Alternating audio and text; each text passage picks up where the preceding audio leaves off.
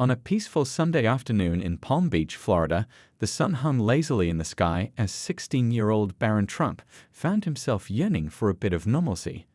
Living in the shadow of his famous family name hadn't been easy, but he'd learned to cherish these small moments of teenage life. After finishing his homework and a quick game of tennis on the family court, he decided to make an impromptu trip to Walmart for a new gaming headset. His old one had finally given up after countless hours of online gaming with friends. His security detail, dressed in casual clothes to blend in, followed at a respectful distance as Barron walked through the automatic doors of the superstore. The familiar blast of air conditioning and the scent of fresh popcorn from the store's entrance welcomed him. He noticed a young family pushing their cart past him, their little boy pointing excitedly at a toy display. It made him smile, remembering his own childhood excitement during shopping trips with his mother. The electronics section was tucked away in the back corner of the store, past aisles of school supplies and household items. Barron walked confidently, his tall frame and neat appearance drawing a few curious glances from other shoppers. He'd grown used to the looks over the years, some friendly, some not so much. Today, he was just another teenager in jeans and a simple blue polo shirt, hunting for gaming gear. As he browsed through the selection of headsets, comparing features and prices like any budget-conscious teen, he overheard a conversation from the next aisle. "Can't believe they let people like them shop here," a voice muttered, just loud enough to be heard. "Coming here with their European airs, thinking they're better than everyone else." Barron's hand froze mid-reach for a box. His heart rate picked up slightly, but his face remained carefully neutral, a skill he'd learned from years of being in the public eye. He could feel his security detail shifting slightly closer, but he gave them a subtle signal that he was okay. The voice continued, growing slightly louder, clearly intending to be heard. The fluorescent lights hummed overhead as Barron pretended to read the specifications on a box, his mind drifting to conversations with his mother. She'd often shared stories of her early days in America, the challenges she faced, and how she dealt with prejudice with grace and dignity. "You must always remember," she told him, "that how you react to unkindness says more about you than the person being unkind." A group of teenage girls walked past, phones in hand, trying not to stare but failing miserably. One of them whispered something to her friend, who giggled nervously. Barron felt the weight of being different, of carrying a name that came with so much history and controversy. But he also felt something else, a determination to handle this situation in a way that would make his mother proud. The Sunday afternoon shopping crowd continued to mill around, some oblivious to the tension building in the electronics section, others sensing something was about to unfold. A store employee arranging nearby merchandise kept glancing over, clearly uncertain whether to intervene. The air felt thick with anticipation, like the moment before a summer storm breaks. Barron took a deep breath, straightened his shoulders, and turned towards the voice that had been making the comments.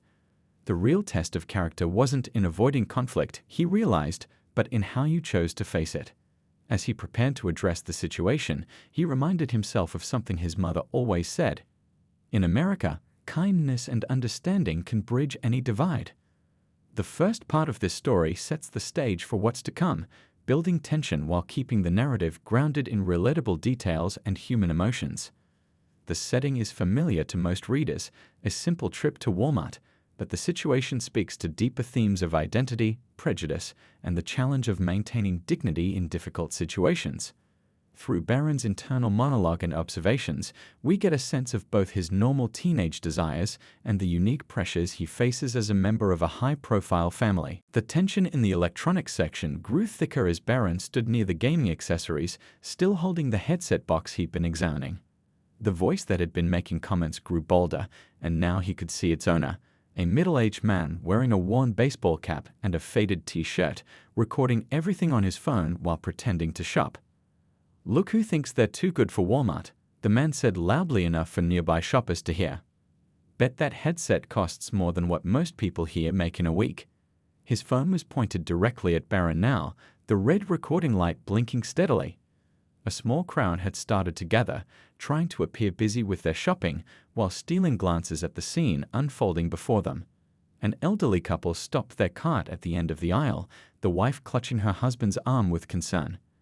A young mother quickly steered her curious children in another direction, but not before one of them pointed and asked, "Isn't that the boy from TV?" Barron felt his face grow warm, but years of living in the public eye had taught him to maintain his composure. He remembered the countless times his mother had handled similar situations with grace, how she taught him that responding to hatred with more hatred only creates a deeper divide. Two teenage boys who had been checking out the latest gaming consoles stopped their conversation to watch. One pulled out his phone, likely hoping to catch some dramatic footage for social media. The store's fluorescent lights buzzed overhead, creating an almost surreal atmosphere in the usually mundane setting. "You think you can just walk in here like you own the place?" The man continued, his voice getting louder. "Go back to your golden tower." A few uncomfortable chuckles came from some onlookers, while others shifted nervously, clearly uncomfortable with the situation but unsure how to react. A young store employee, probably not much older than Barron himself, approached hesitantly. "Sir, is everything okay here?" he asked, his name tag slightly crooked on his blue vest. His voice quivered slightly, showing his nervousness about confronting a potentially volatile situation. The man with the phone turned his attention to the employee. "Everything's fine. Just making sure everyone knows what kind of people shop here now." His tone was dripping with sarcasm, and the poor employee looked even more uncertain about what to do. Barron could see his security detail ready to step in, but he gave them a subtle signal to wait. He carefully placed the headset box back on the shelf, took a deep breath, and squared his shoulders. The lessons his mother had taught him about handling difficult situations with dignity echoed in his mind. The overhead speakers crackled with a routine announcement about a sale in the household department, but nobody in the growing crowd seemed to notice. The tension had reached a point where something had to give. A few more shoppers had stopped at the ends of the aisle, phones out, waiting to see what would happen next. Barron thought about all the times he'd seen his mother face similar situations, how she always managed to turn moments of potential conflict into opportunities for understanding. He remembered her words, "Sometimes the strongest response is simply showing people their assumptions about you are wrong." The man's phone was still recording, its lens focused on Barron's every move. The red light blinked steadily, like a countdown to what everyone assumed would be an explosive confrontation. But Barron had other plans. He knew that the next few moments would define not just how people saw him, but possibly help bridge a divide that seemed to be growing wider every day. The air conditioning hummed overhead, shopping carts squeaked past in nearby aisles, and somewhere in the distance, a child laughed. Normal sounds of a Sunday afternoon at Walmart that now seemed to be building up to something significant. Barron took another deep breath, preparing to handle this situation in a way that would make his mother proud, and maybe, just maybe, change some minds in the process. This was more than just a random encounter in a store. It was a moment that could either reinforce prejudices or break them down. As Barron prepared to respond, he knew his next actions would be crucial. The gathered crowd waited in anticipation, phones recording, ready to see how this confrontation would play out in their local Walmart on what had started as just another Sunday afternoon. Inside Barron's mind, a storm of emotions swirled as he stood in that brightly lit Walmart aisle. The weight of his family name, the expectations of others, and his own desire to handle this situation the right way all competed for attention. He could feel his heart beating faster, but his face remained calm, a skill learned from watching his mother handle countless public situations with grace. He thought back to a conversation he had with his mother just last week. They'd been sitting in their kitchen, sharing hot chocolate after dinner, when she opened up about her early days in America. "People can be quick to judge what they don't understand," she told him, stirring her drink thoughtfully. "But sometimes their harshest words come from their own fears and struggles." The man with the phone was still recording, his stance aggressive but his hands slightly shaky, betraying his own nervousness about the situation. The young store employee hovered nearby, walkie-talkie in hand, clearly torn between calling for backup and hoping the situation would resolve itself. Barron noticed an older woman watching from behind her shopping cart. Her eyes met his, and she gave him a small, encouraging smile. Something about her reminded him of his grandmother, the same kind eyes that had always told him to be proud of who he was, regardless of what others might say. The fluorescent lights hummed overhead as memories flooded back, The first time he'd heard someone make fun of his mother's accent at a school event, the whispered comments in hallways, the social media posts he wasn't supposed to see but did anyway. Each time, his mother had shown him how to turn painful moments into opportunities for growth. A group of young kids had stopped nearby, eyes wide with curiosity. Their mother tried to hustle them along, but one little boy remained rooted to the spot, clutching a toy car and watching the scene unfold. Barron thought about how this moment might shape that child's understanding of how to handle conflict. The security detail maintained their distance but stayed alert, their presence both reassuring and a reminder of how different his life was from most teenagers.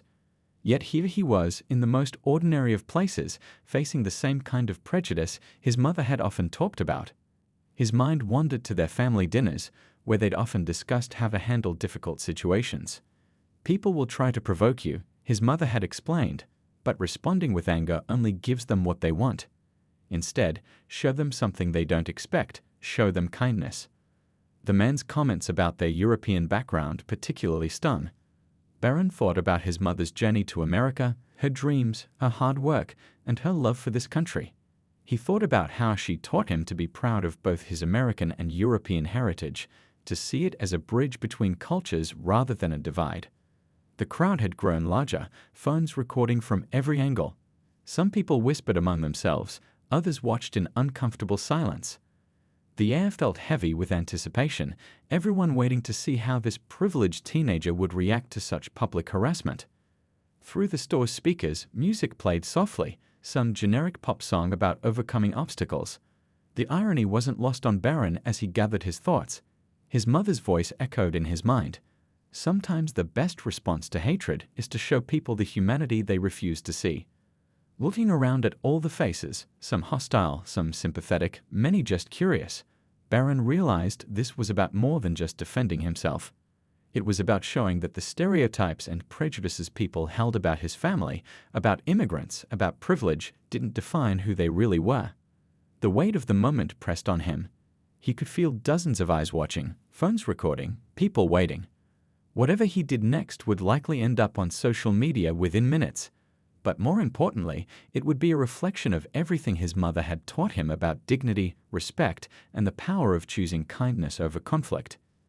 Taking a deep breath, Barron straightened his shoulders. The time for internal reflection was over. Now was the moment to put his mother's lessons into action, to show that real strength isn't in responding to hatred with more hatred, but in finding a way to build understanding, even in the most unlikely places. The confrontation at Walmart had reached its turning point. With phones recording from every angle and the crowd growing larger, Barron finally turned to face the man who had been making the comments. The fluorescent lights cast harsh shadows across the electronics section as he took a step forward, his movement causing a ripple of anticipation through the onlookers. "Sir," Barron began, his voice steady and clear despite his racing heart. "I noticed you've been recording me and making comments about my family's background." He kept his tone respectful but firm, just as his mother had taught him. The man seemed taken aback, clearly not expecting such a direct but composed response. A shopping cart squeaked to a stop nearby as more people gathered to watch. The young store employee who had tried to intervene earlier stood frozen, his walkie-talkie forgotten in his hand. The only sound was the soft background music playing through the store's speakers and the quiet beeping of checkout counters in the distance. The man lowered his phone slightly, but kept recording. "Well, look who decided to speak up," he said, though his voice had lost some of its earlier boldness.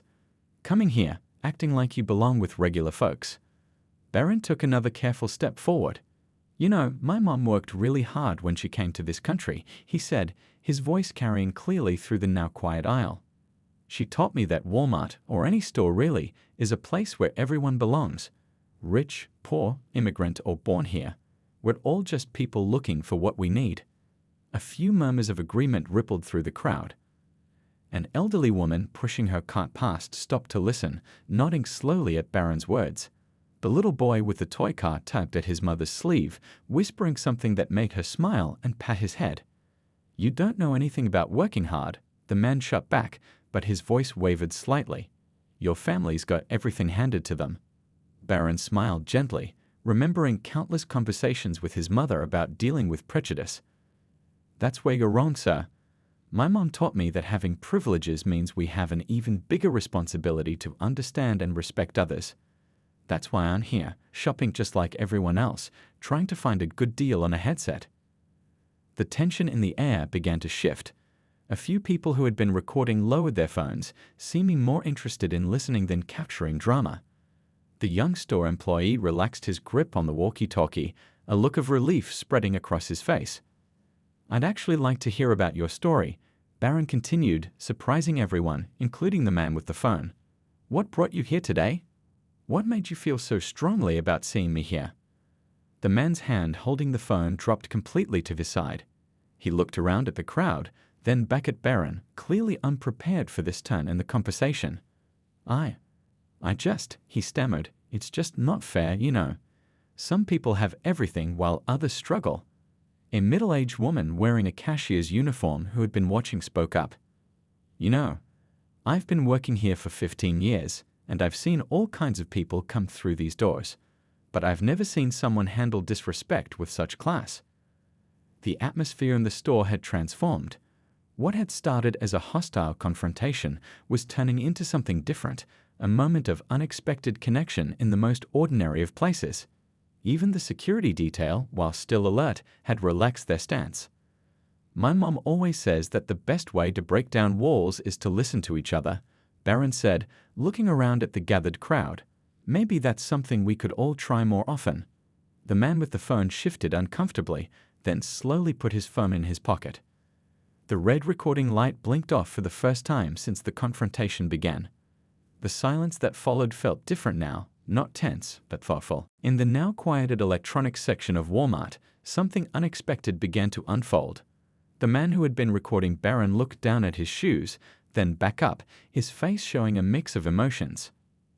I lost my job last month, he said quietly, almost as if surprised by his own admission. 20 years at the factory, and just like that, it was gone. The crowd listened in silence as the man continued, his earlier hostility replaced by a vulnerability that touched everyone present. Seeing people who seemed to have everything. I guess I just got angry. It's not right, but that's what happened. An elderly woman stepped forward from the crowd, her silver hair neatly pinned back and her shopping cart containing just a few basic items. I know exactly how you feel, she said, her accent thick with the memories of her own immigrant past. When I came to this country 40 years ago, I had nothing. People looked at me the same way you looked at this young man. The fluorescent lights seemed less harsh now as people began to form a loose circle, the electronics section of Walmart transforming into an unlikely space for sharing stories. A young mother holding her child's hand spoke up next.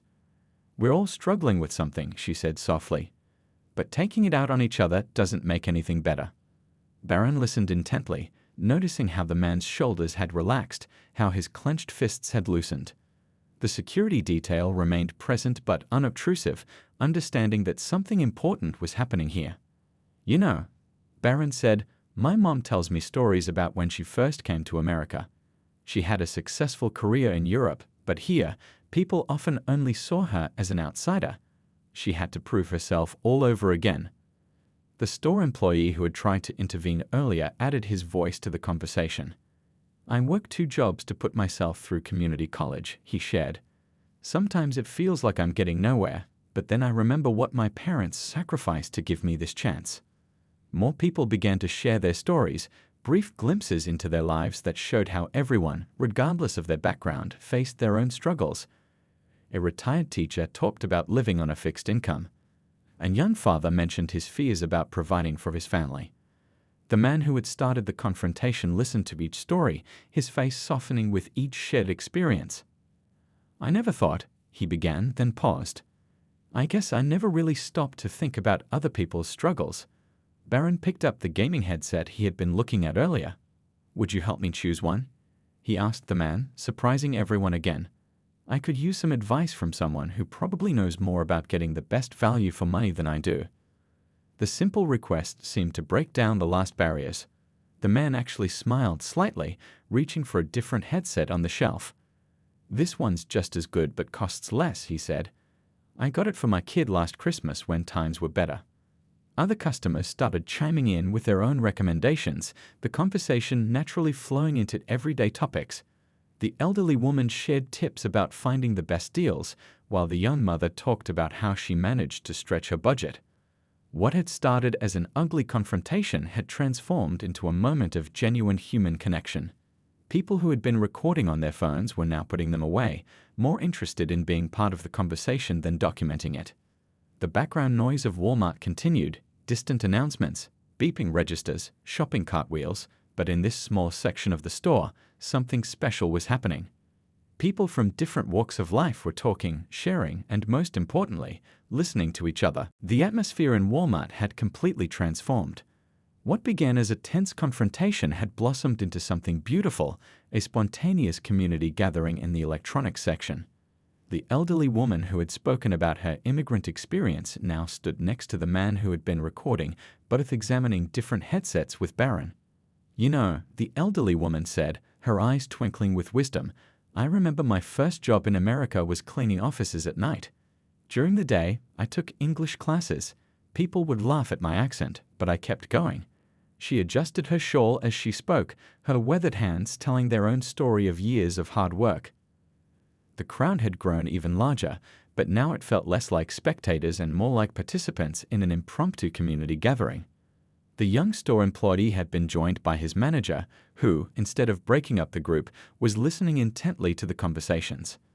"Times are tough for everyone right now," the manager shared, straightening his name badge.